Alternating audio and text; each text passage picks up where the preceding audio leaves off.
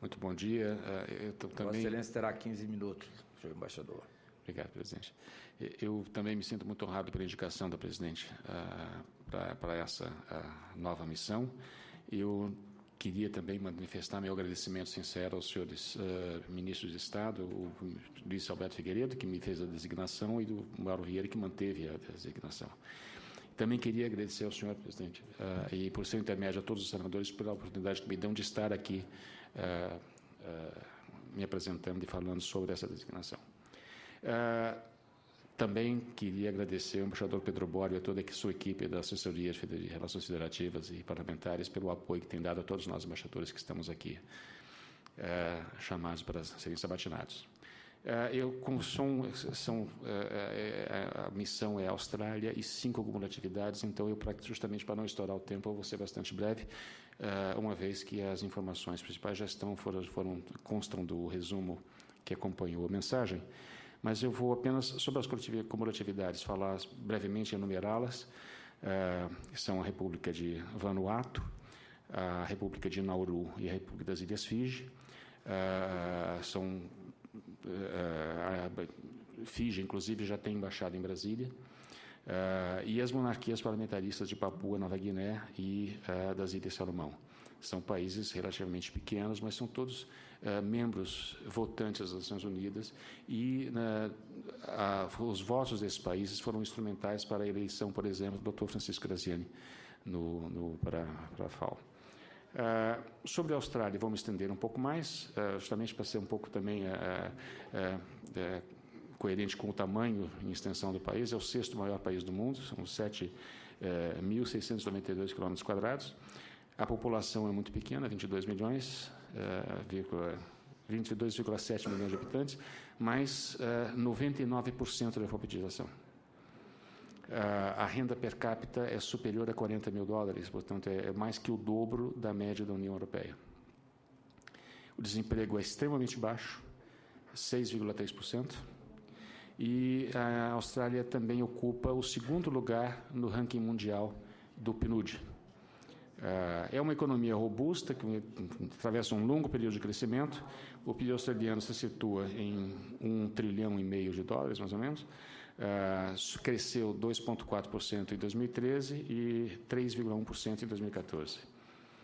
Em termos de política exterior, a Indonésia enfrenta um dilema geoestratégico, que consiste em como conciliar a sua origem e natureza ocidentais com a inserção geográfica na Ásia. A Austrália é como se fosse uma pequena ilha de origem europeia e ocidental num mar de cultura asiática.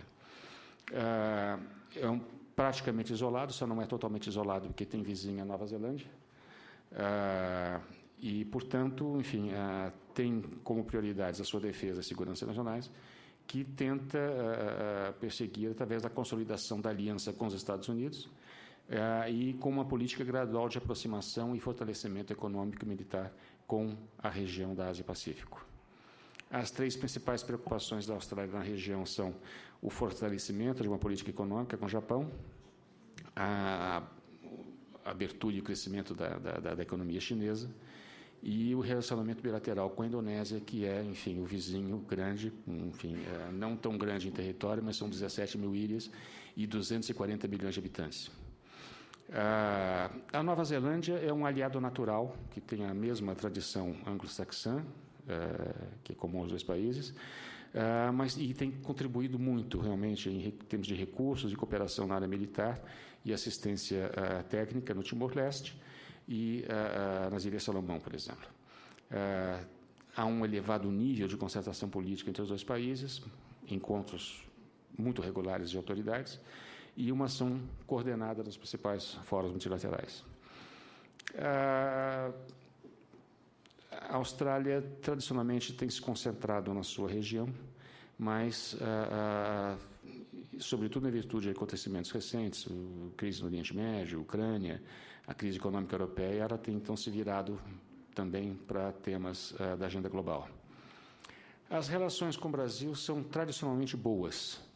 Há um interesse pelo incremento comercial, que ainda é relativamente pequeno, quer dizer, pequeno não, mas enfim, ele pode ser muito mais desenvolvido.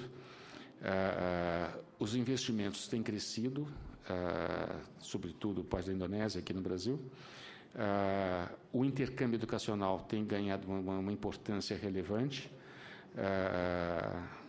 Uma cooperação na área de ciência e tecnologia, nós temos inúmeras possibilidades, embora não tenhamos ainda um acordo de cooperação técnica e científica. Temos dado, nos anos recentes, sinais de expansão com a troca de visitas de alto nível. Em 2010, à margem da 65ª Assembleia Geral das Nações Unidas, o então chanceler Celso Amorim e o chanceler australiano Kevin Rudd assinaram um memorando de entendimento para um plano de ação para o estabelecimento da parceria reforçada. Esse memorando abre caminho para um aprofundamento do diálogo e da cooperação e uma harmonização das posições políticas com relação a temas da agenda internacional.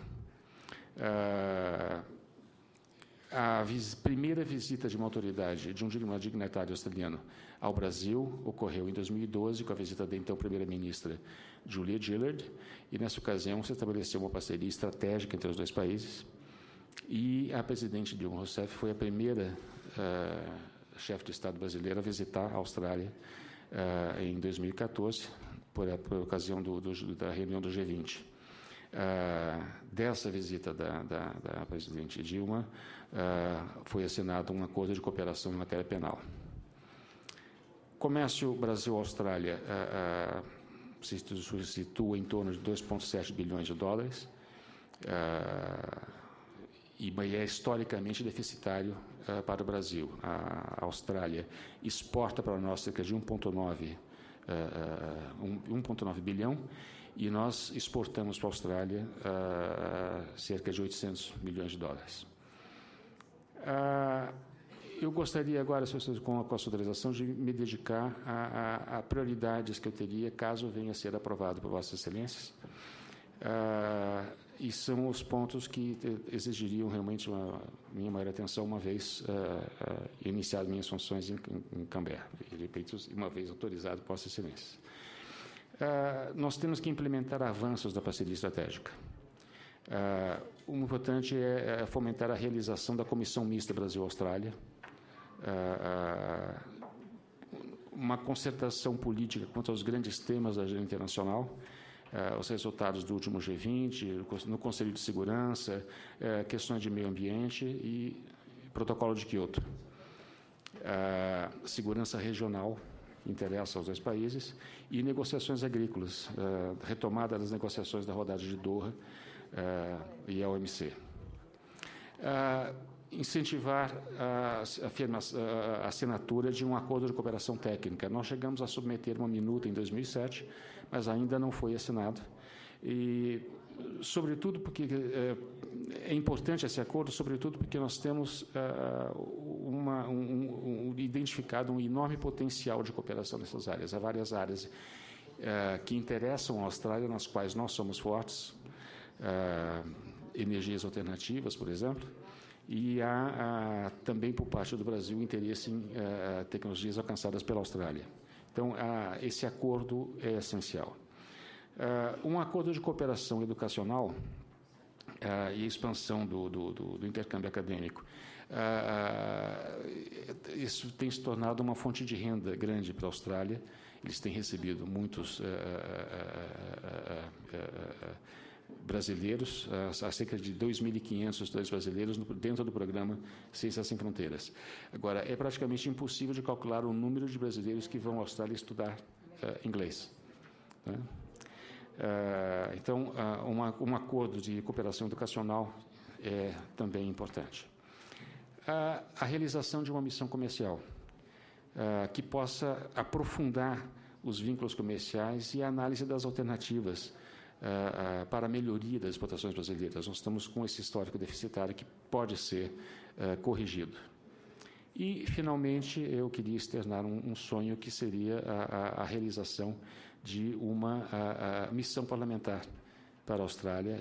É longe, há pouco falamos sobre a distância, mas para isso eu contaria com uma vez recomposto e reinstalado o grupo parlamentar Brasil-Austrália, poderia talvez pensar em uma realização dessa missão, sobretudo porque este ano, agora, nós comemoramos 70 anos das relações diplomáticas com a Austrália.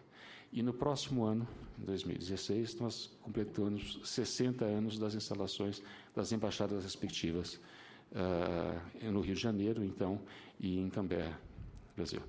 Seria isso. Muitíssimo obrigado.